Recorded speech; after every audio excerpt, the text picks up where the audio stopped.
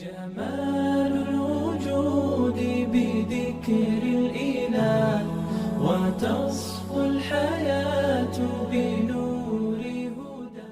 اگر پیامبر چنین گفته باشد، در حقیقت راست گفته است. به نام عزت پاک با عرض سلام و ادب و احترام. بعد از طلوع آفتاب هنگام چاشت، رسول اکرم صلی الله علیه و سلم در کعبه نشسته دهان مبارکشان را با دعا و تسبیح معطر می‌گردانیدند که چشمان دشمن خدا ابو جهل که از منزلش خارج شده گرد خانه کعبه میگشت به رسول اکرم صلی الله علیه و سلم افتاد. ابو جهل مغرورانه به پیامبر صلی الله علیه و سلم نزدیک آمد و تمسخر کنان از رسول اکرم صلی الله علیه و سلم پرسید: ای محمد، یگان نویگری هست؟ رسول اکرم صلی الله علیه و سلم گفتند: امشب سفر کرده بودم. ابو جهل خندید و تمسخر کنان گفت: به کجا؟ رسول اکرم گفتند: به بیت المقدس. ابو جهل از خنده باز ایستاد و نزد پیامبر صلی الله علیه و سلم آمد.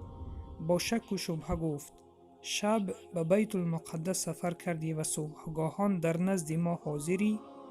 سپس خندیده گفت: ای محمد، اگر در نزد مردم را جمع نمایم، آیا این سخنهایی را که به من گفته ای به آنها نیز میگویی؟ پیامبر اکرم صلی الله علیه و سلم گفتند: بله، میگویم. ابو جهل شتابان رفت و در حال مردم را جمع نموده سخنان پیامبر صلی الله علیه و سلم را به آنها رسانید و فتنه نوبتی اش را راه اندازی کرد. مردم در حالی که از چهره اکثر آنها نشانه های تعجب و شک و شبهه هویدا بود، به نزد پیامبر صلی الله علیه و سلم آمدند. در همین حال چند نفر از آنها زود به نزد ابوبکر خداوند از او راضی باد شتابیدند تا این خبر را به او برسانند. ابوبکر خداوند از او راضی باد آنها را با دقت گوش کرده گفت: اگر این سخنان را پیامبر صلی الله علیه و سلم گفته باشد، راست گفته است. بعد اندک ابوبکر خداوند از او راضی باد افسود: مرگ به شما، من یقین دارم که به محمد صلی الله علیه و سلم از آسمان شب و روز پیام الهی نازل می شود. چگونه به سفر شبانه او به بیت المقدس شبهه کنم؟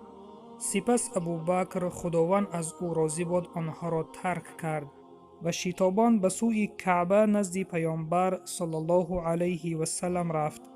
قوم در اطراف پیامبر دوره گرفته بودند و ایشان به آنها صفتهای بیت المقدس را می گفتند و هر دفعه که چیزی را نقل می کردند، ابوبکر خداوند از او راضی باد با صدای بلند تأکید کنان ندا می کرد: راست گفتی، راست گفتی. پس از این روز پیامبر اکرم صلی الله علیه و سلم ابوبکر را صدیق نامیدند. برادر و خواهر ایمانیم، چونین بود ایمان ابوبکر خداوند از او راضی باد به پیامبر صلی الله علیه و سلم. در آن زمانی که اکثر مردم به گفته های پیامبر به شبهه نظر می کردند، ابوبکر صادقانه به همه گفته های پیامبر صلی الله علیه و سلم باور می کرد و این سبب شد که پیامبر صلی الله علیه و سلم عنوان صدیق را بر ابوبکر دادند. خداوند از او راضی باد و سلام بر آن شخصانی که راه هدایت را پیش گرفتند.